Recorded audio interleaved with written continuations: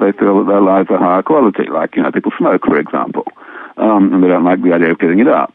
But in a future in which we can actually repair the damage of aging, this is just not going to be true anymore. And in fact, the better people's lives are, the higher quality they are, the more obligation we have to allow those lives to carry on being lived for a longer period of time. So in other words, quality and quantity go together rather than being in any way alternatives. In your interview with Live Science, you were sharing contextually about the fact that people really have integrated aging as a part of life, and therefore people had assumed that they were going to die of tuberculosis. Well, you didn't use those exact words, but basically they assumed that they were going to get tuberculosis and die. Tuberculosis was around, and we got rid of that. So you had used that example, which I thought was interesting. So if we exchange that and say aging doesn't have to be around as a cause of death, it really is a paradigm shift. And I think we have it built into us somehow that as we age, we get sick and our body gets worse. And I think that's the first thing that has to go, is the thinking that and the assuming of that. Why the 25 years? What made you pick 25 years as the measurement in which we would have these applications to be able to rejuvenate our bodies and live much, much longer, if not forever? Of course, that prediction is very much a speculative prediction. Like any prediction for future technology that's more than a couple of years away, you've got to be very careful in emphasizing that the estimate is very speculative. But I think we have a 50-50 chance of getting there within about 25 years. And I really want to emphasize that, if things go wrong, if we come across a bunch of obstacles that we don't know about yet, then it could take 100 years. And I think there's probably at least a 10% chance that it will take more than 100 years. But that's sort of okay in the sense that, a 50% chance of getting there within 25 years is quite enough to be worth fighting for. Don't you think, Aubrey, that the more people at your level that get involved and the more funding that comes in, the faster this can happen and it can exponentiate beyond what you currently predicted? In other words, it could happen sooner even. Well, let's be clear. The predictions that I have made have actually been on the basis of an optimistic scenario for funding. I have said that if funding is not a limiting factor, then the time frame will be as I say. And if we look at what's happened so far since I started making those predictions, which is at this point perhaps 7 or 8 years ago, then the fact is funding has not been sufficient, and I would say the progress has been only about 1/3 as rapid as I would have expected it to be if funding had not been a limiting factor, which is, sounds pretty bad, really. Now, 1/3 as fast as it could have been is about what I would have expected given the amount of money that has actually been available. So in a sense, that's good. It's sort of, it's confirmed my sense of how hard this problem is. But still, the fact is, the more money we get in, the faster we will go. How much are you looking for? The number that I normally quote is $100 million a year for the next 10 years. Okay. So that number is what I've been saying for some time now, and it's what we will need in order 10 years from now to achieve what I call robust mouse rejuvenation.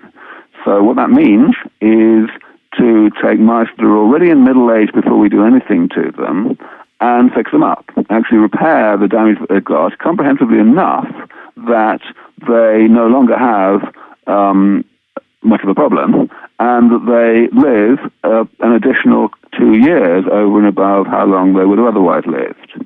Now, I think that sort of goal is what we need in order to unambiguously, unequivocally convince everybody that it's only a matter of time before we can do the same thing to humans. And that's what we need to achieve. Once humans are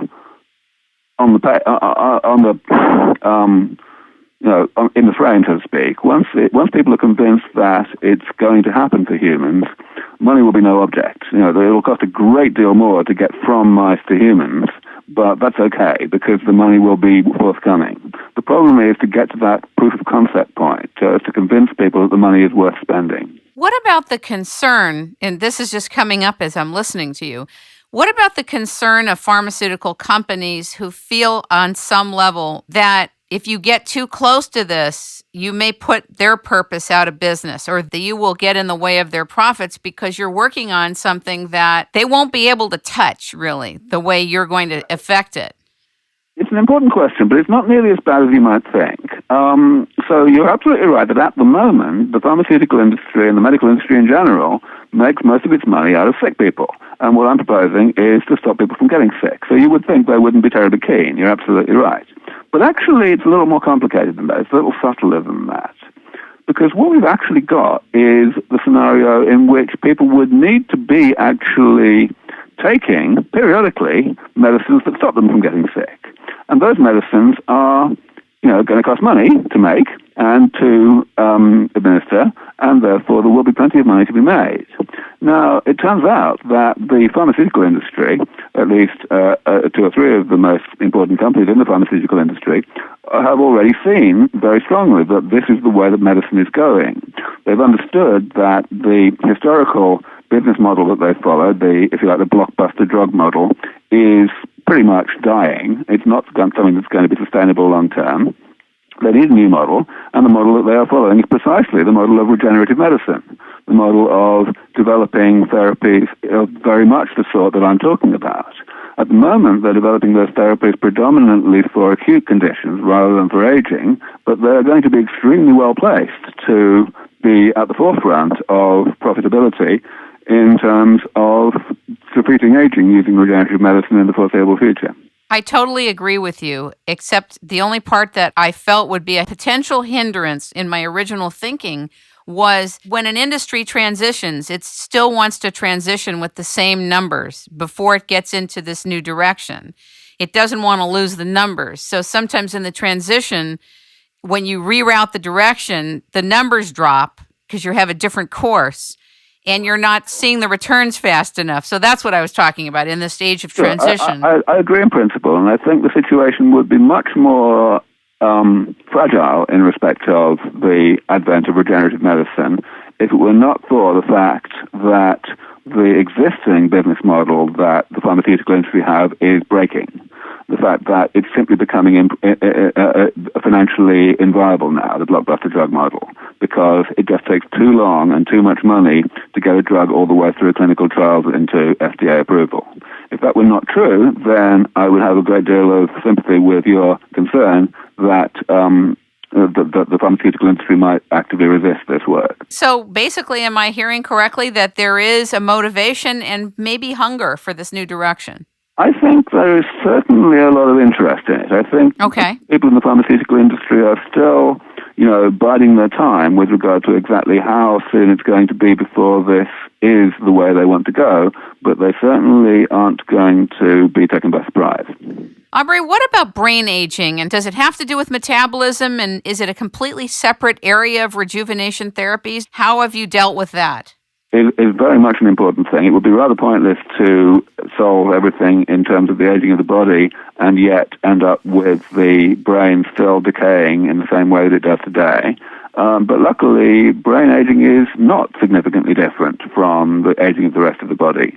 The brain is made of very much the same stuff as the rest of the body. It's made of cells, and cells are made of DNA and lipids and proteins and so on. And the same 7 things that go wrong in the rest of the body also go wrong during the aging of the brain. Okay, so you feel like it's covered. Don't get me wrong, it's not easy, and in some ways the brain may be uniquely difficult. The biggest reason why it's uniquely difficult is because every other organ of the body, whether it's the liver or the heart or whatever, can, of course, be replaced wholesale. We can create a whole new one outside the body using tissue engineering and just do a transplant. And if you did that with the brain, that would rather defeat the object, so to speak. Indeed. But at the cellular level or the molecular level, which is what most of the therapies that we want to introduce in this approach consist of, there really isn't all that much difference. Got it. How did you come up with the SENS Foundation?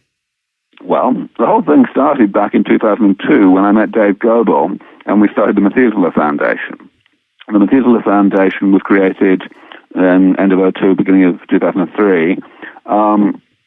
Dave and I were a perfect team to do that because I had all the scientific expertise and background and material, and he had the business background, which I certainly didn't have. So that was extremely effective. The